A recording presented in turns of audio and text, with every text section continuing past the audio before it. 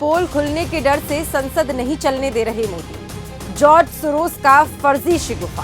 BJP के लिए अडानी काल बन चुका है। अडानी की करतूतों को छिपाने के लिए मोदी सरकार संसद नहीं चलने दे रही है। बीजेपी को डर है कि अगर मोदी अडानी के संबंधों का सच देश जान गया तो बड़ी समस्या हो जाएगी। इसलिए अब बीजेपी की नई मोडस ऑपरेंडी है जॉर्ज सोरोस मुद्दा। देश की संसद देश के मामलों पर चर्चा होने के लिए बनी है। संसद की एक दिन की कार्यवाही का खर्च 2 करोड़ रुपए से ज्यादा है। ये पैसा देश की आम जनता से वसूला जाता है, मगर आज सरकार जनता के मुद्दों पर चर्चा नहीं करने दे रही है।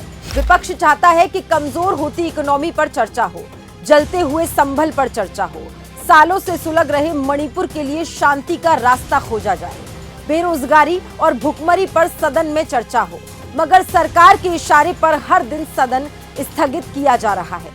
ऐसा पहली बार हो रहा है कि विपक्ष सदन चलाने के लिए प्रदर्शन कर रहा है, जबकि सत्ता पक्ष के सांसद अपने आका मोदी के मालिक अडानी के ऊपर पर्दा डालने के लिए लगातार हंगामा करके सदन स्थगित करा दे रहे हैं। विपक्ष भी तो यही कह रहा है कि अगर अडानी सही है तो सरकार चर्चा करके जांच क्यों नहीं करवा दे रही है। अब अडानी के मुद्दे से देश का ध्यान भटकाने के लिए बीजेपी ने जॉर्ज सोरोस का नया शिगुफा छोड़ा है।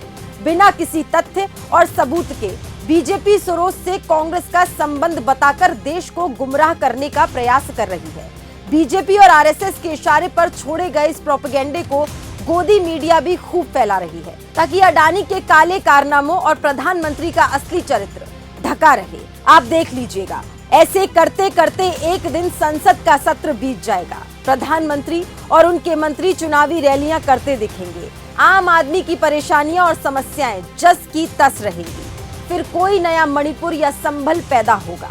आप खुद सोचिएगा कि मोदी और अडानी के बीच में ऐसा क्या है जिसकी पोल खुलने के डर से पूरी सरकार इतना डर गई है।